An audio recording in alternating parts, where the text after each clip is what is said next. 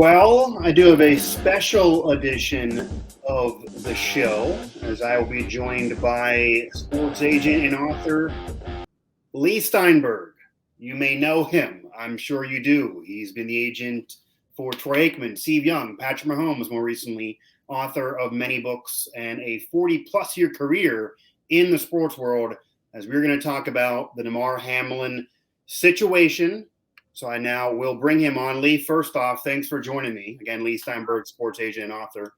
My pleasure.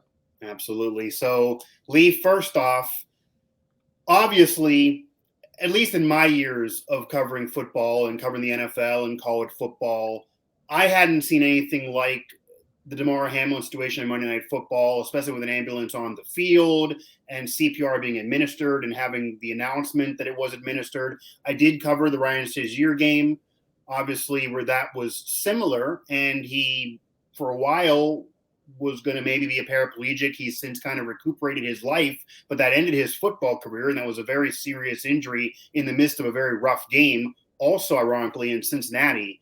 But obviously, you've been around the block a lot longer.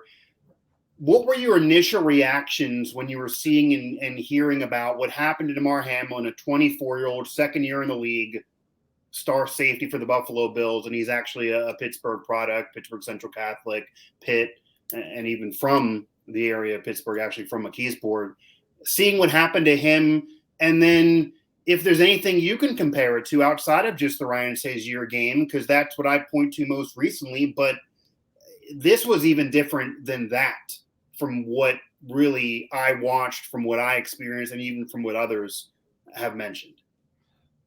Rarely do you see a NFL event that transcends a narrow group of hardcore NFL fans, Right, and jumps out to become a national issue this way. And I think part of it shows the insulation that a typical fan or a non-fan feels from the way football is actually played. Because if you're watching on television, you're not hearing the hitting. And when you're in the stands, you're also not hearing the hitting. So you're insulated from the reality of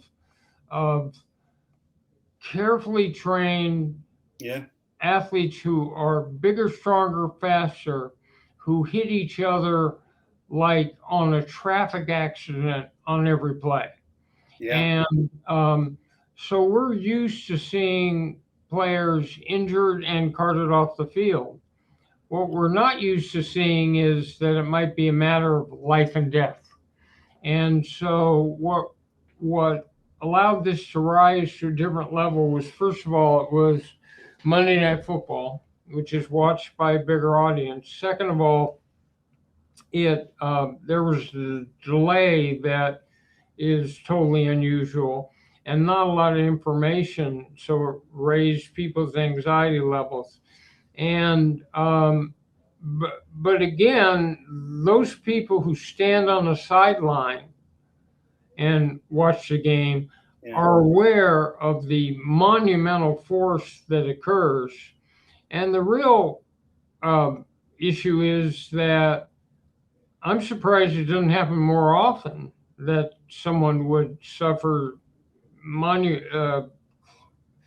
catastrophic health concerns. Yeah. Really shows you that football players are a unique group of athletes in that their bodies are able to take more hitting and more pain than a typical person, and their ability to rehabilitate is much more rapid than a normal person, because otherwise they get eliminated at the high school or collegiate level and seen as injury prone, but that's it. So, and I think for players who generally are in a state of denial, in other words, since Pop Warner, they've been acculturated to ignore the risk in playing and to think of long-term health as an abstraction.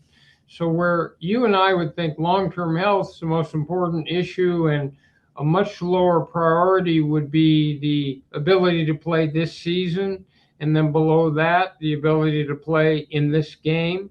Yeah. And then the lowest value, the least important thing would be the ability to play this play. The football player turns that on its head, and this play becomes the most critical issue. And long-term health becomes an abstraction. So it's called denial. And it's being able to ignore and displace the normal fear factor and self-protectiveness that would happen. So I think it was a shock for a number of players because they're used to the fact that injuries occur, the players are driven off the field, but not seeing an ambulance on the field and not seeing going for an extended period of time without knowing whether this player would live or die.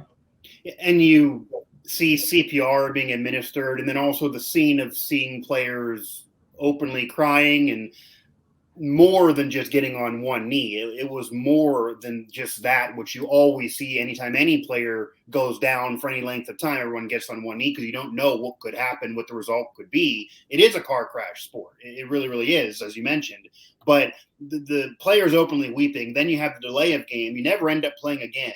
You have the commentary being so open with the CPR was administered, the ambulance is on the field.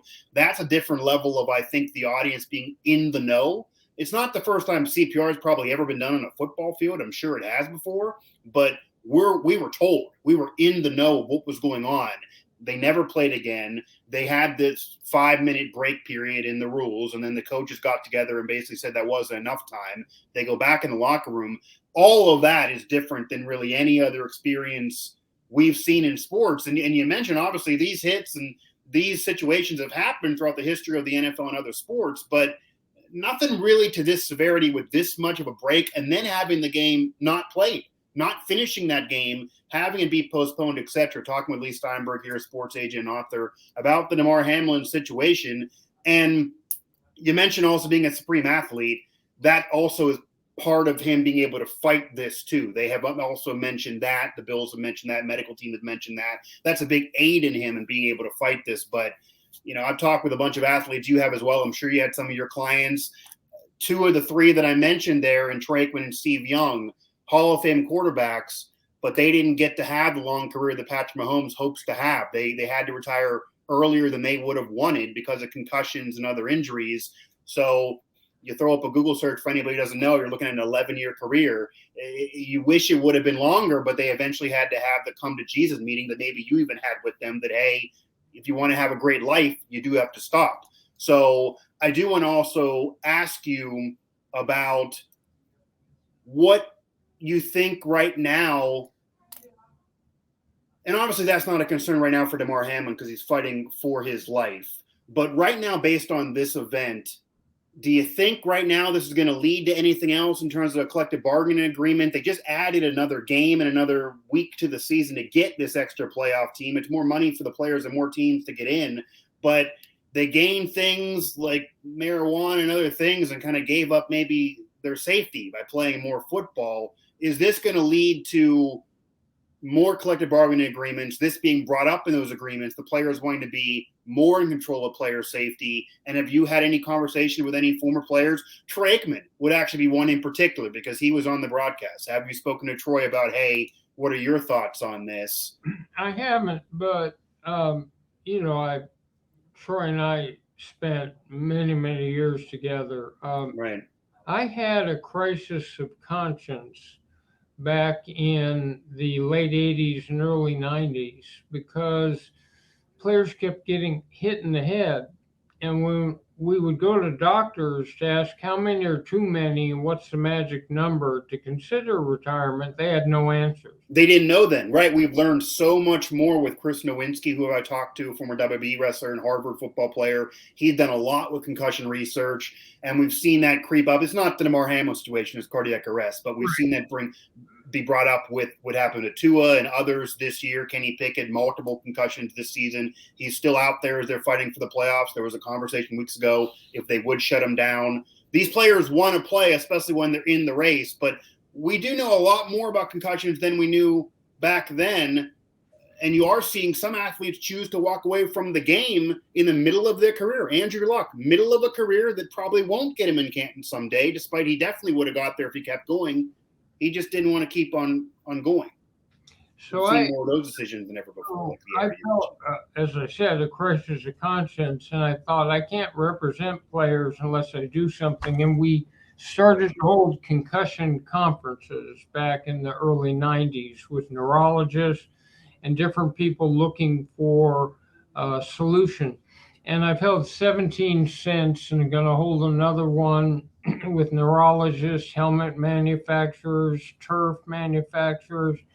The encouraging news on the concussion front is there are some new methods from the concept of neuroplasticity that say that the brain doesn't necessarily have to degrade, it can get better. And one of them is called RTMS, and the other one is Nestri brain training. And they are able to grow neurons and heal. So I've made sure that our players are totally aware of the fact that at one of the concussion conferences, they said 3 or more concussions leads to an exponentially higher rate of Alzheimer's, premature senility, chronic traumatic encephalopathy, Parkinson's, and depression.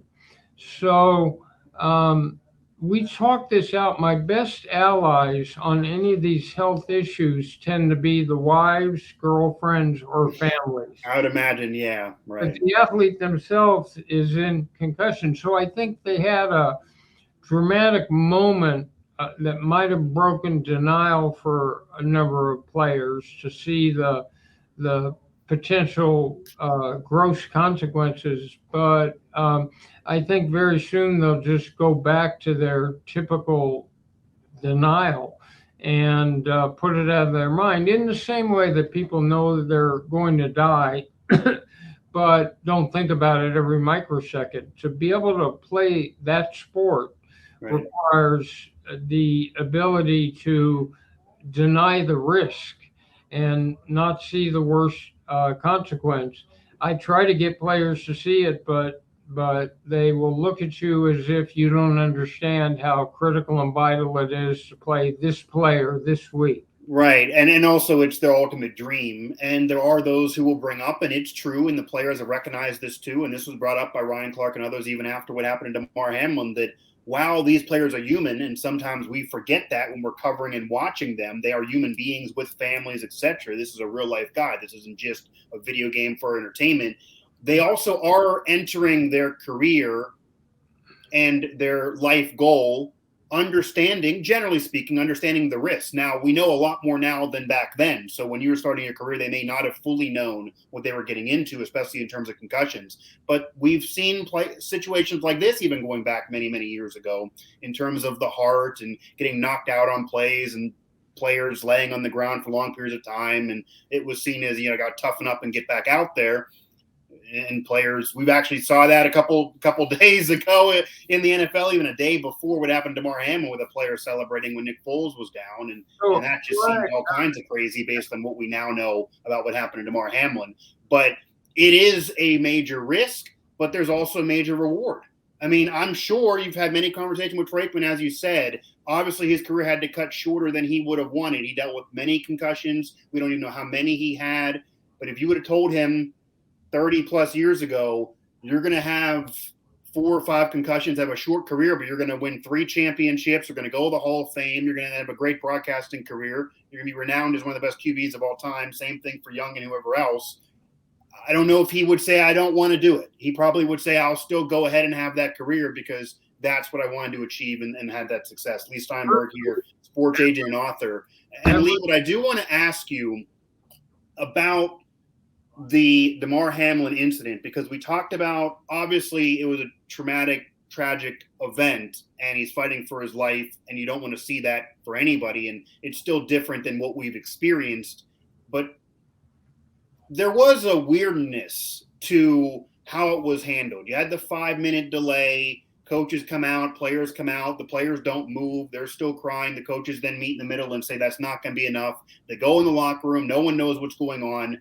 Troy Aikman and Joe Buck basically trying to kill time. They announced this 5-minute delay. They keep saying it, but it's now been 15, 20 minutes.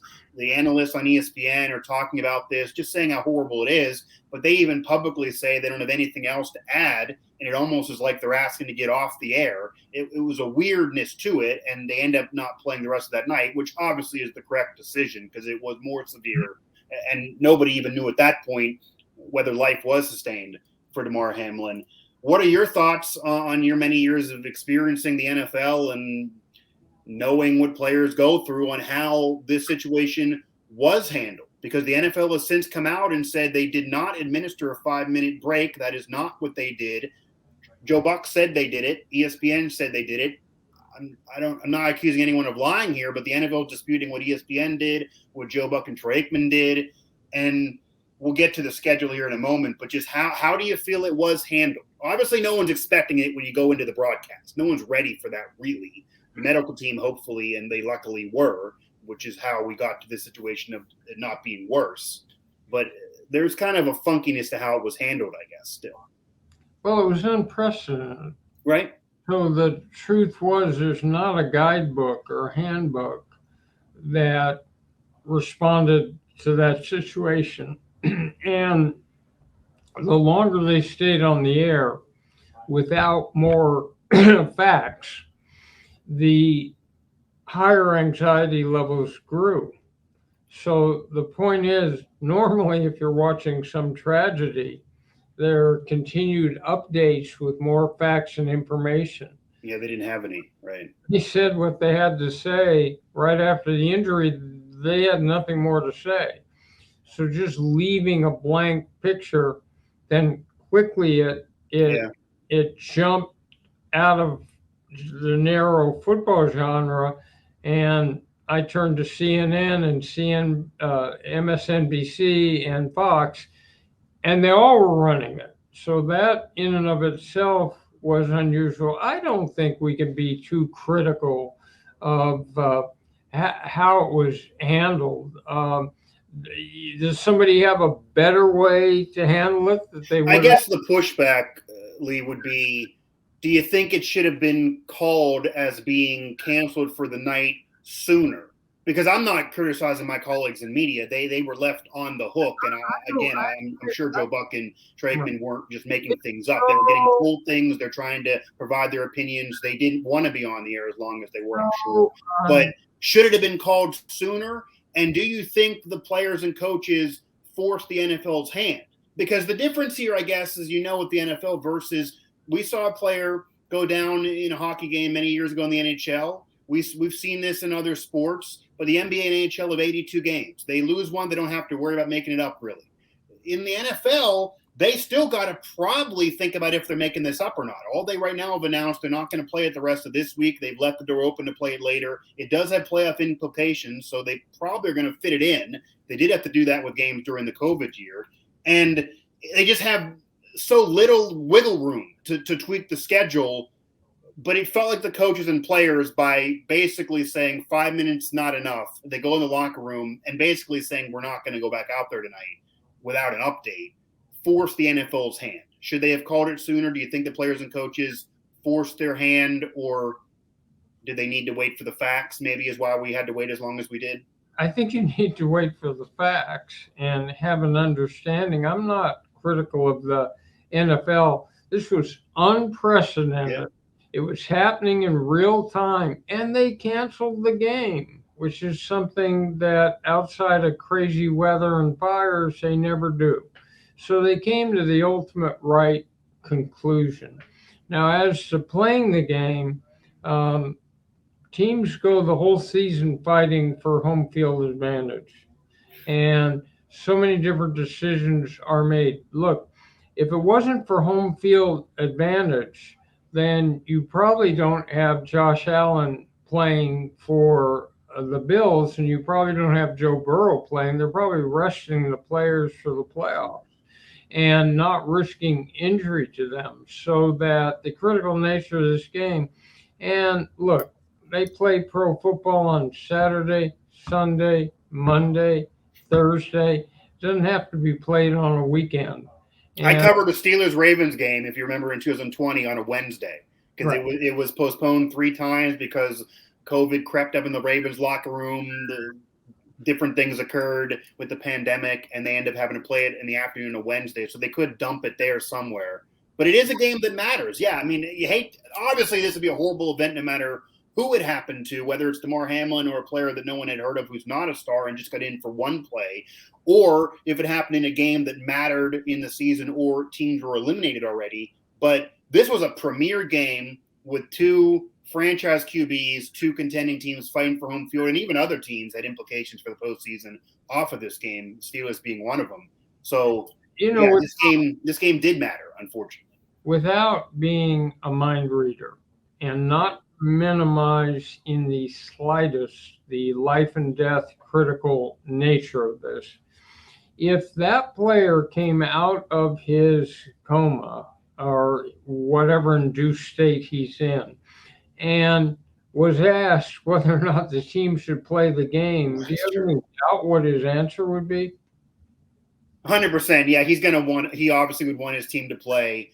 I'm sure if he was told after the fact they made a decision to not play and it somehow hurt his team, or his team is punting games, and this is a team that has a chance to win a championship, so do the Bengals, I'm sure he'd be, I know him from being a Pittsburgh kid in his time at Central and Pitt, and obviously now in the NFL. He would be more than upset about that decision. So, yeah. I think we should try to be easy and not so judgmental on every part of this. The good news is the whole country is praying for this young man. And you saw the depth of the affection and support for him on his own team and across the league. Right. So I think people are responding as well as they can. The number one issue is his health and safety and the trauma and stress on his family and everything else. But I think that you have a whole country that didn't know who this player was, that are all sort of putting collective energy behind, and I believe prayer and collective energy can be helpful at times in a situation, and it's happening. Certainly for those who are family members, friends, teammates, etc., I'm sure that the good vibes are helping them in some type of way. And the one blessing in disguise that has happened, Damar Hamlin has a charity that he started from his time at Pitt. His goal was $2,500. He just wanted a little dump in the bucket to help those kids get some toys. We're looking at $5 million plus last time I looked at things. So people that he never had met before that are not Bills fans or not fans of any of the teams he's been on, maybe fan of a rival, they're dumping money in there. And yeah, we know him in the Pittsburgh market, but the country probably not as aware of Damar Hamlin. He is now known, and everyone is praying for him. So blessing in disguise from it, maybe that could be part of it, to learn. When you do have a tragedy that happens in the world, you also are able to see who the good people really are, and that maybe there's more than you would have thought. There's a lot of reasons why people are down in our society these days, but when you have an event like this happen, it does show the good nature of the public, that Republican, Democrat, black, white, green, purple, orange, doesn't matter. Everyone's kind of providing good vibes and praying for this young man, and everyone is coming together in this, hoping he comes out of this okay. So that is, I guess, a positive to kind of see that happen. Well, hard to prevent tragedy, but when it occurs, you are seeing the best side of human nature and the heart of people, all of whom in their own way are trying to figure out how they can make a positive contribution. So I think we should be easy and not real judgmental. The last thing this needs is people pointing fingers. A player suffered a tragic injury. He's fighting for his life. People need across the country, if they're willing, to support him through good thoughts and prayers and other things. And it,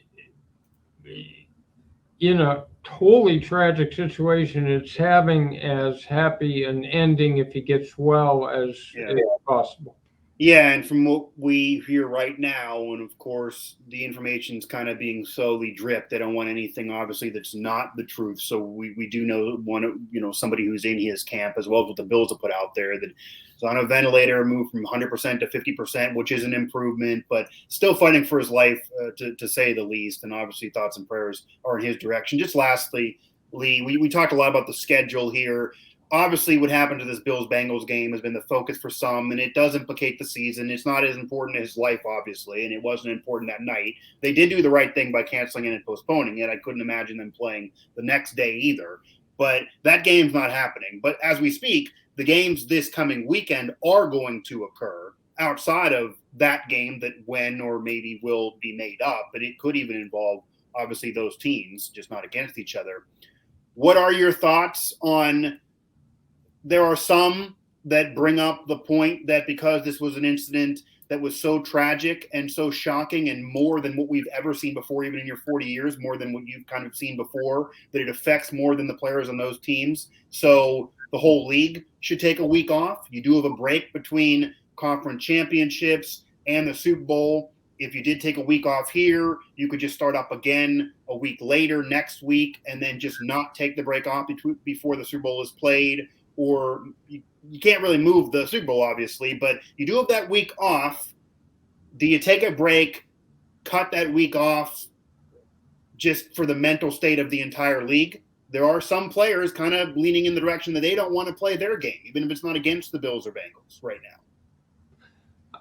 Time passes, and I think they'll play the regular games again. There's no real etiquette in grief and crisis. Yeah. In other words, no one issues you a handbook to say what's appropriate. The most important thing is to respect each individual's right to react as they will.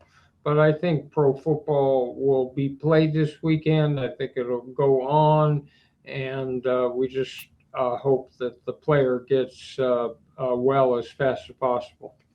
Yeah, to say the very least. And yeah, you do need to go on. I mean, they went on after Shazier and other situations. And obviously, again, this is different. It does appear more severe, certainly to our eye. When you hear cardiac arrest, it's not a word I've heard before in the midst of watching a football game. So it's very, very serious. But eventually they are going to play again. Eventually the Bills and Bengals are going to play again. I would guess, from my experience, they're probably going to try to jam that game in at some point because it does matter to the season. And the NFL... I think players will be brought together. It could bring them together, right? You could see a patch. I'm sure there'll be moments of prayer or whatever. We've seen that at other games. We've seen other teams, and certainly in Buffalo at Sabre games, Pitt basketball did a moment of prayer prior to their basketball game. You're going to see that. This could bring everyone together in a way. This could bring the league together in a way. There also is a lot of money involved, whether it be betting, fantasy, gambling, TV. They got to at some point come back. They're not going to scrap the postseason or the rest of the season. They got to at some point come back. So they will come back. It will happen. It will be hard. And honestly, let's be real. The first game we all watch, that first play and that first tackle is going to be a little different than prior. So we're all going to have to kind of consume it as well. But yeah, they're going to come back. It's eventually going to happen here. I definitely appreciate the time, Leigh. Anything else you do want to add? No, I think that's sufficient. Anyway, take it easy. Absolutely. Leigh Steinberg here, sports agent, author. Once again, Leigh Steinberg, sports agent, author. Glad to have him on. Again, mic drop here. You can find this program, of course, on Apple Podcasts, Stitcher, Spotify, TuneIn, everywhere you get your podcasts, and also wherever I am covering Pittsburgh Sports Now, WV Sports Now, throughout the Sports Now family of networks, and also, of course, here in the Pittsburgh market. Again, you can find me on Twitter there at Mike Asti 11. And again, download, subscribe this show, everything else that I put out here, especially these episodes of Mic Drop, and of course, thoughts and prayers to Damar Hamlin. I'm a Central Catholic Viking, by the way, so I'm an alum of the same high school that he attended in Pittsburgh. Thoughts and prayers with him. It was nothing that I've seen in my years covering, not really anything Leigh had seen in his much longer time involved in the league. And it did bring us all together in a way. So maybe that's a blessing in disguise that I do think, from knowing him, that Damar will be happy that did occur from this. But obviously his well-being is more important than games being played or money involved. Those are conversations that we now need to have, though. And eventually games will be played. Eventually money will be back on the table. Eventually these games will be on the air. You'll be watching them, consuming them.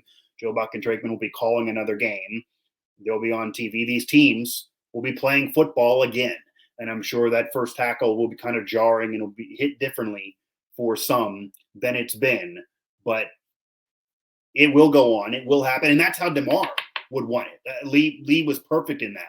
Damar Hamlin would want the season to go on, would want games to be played, would want the Bills to keep on fighting for the first franchise Super Bowl in the history. He would want the Bills to go ahead and keep on moving and make sure they get home games through the playoffs. And they had the AFC title game in Orchard Park to get back to the Super Bowl for the first time since Jim Kelly took them there 4 years in a row, and to get that first championship in Lombardi. He wants all that, I'm sure.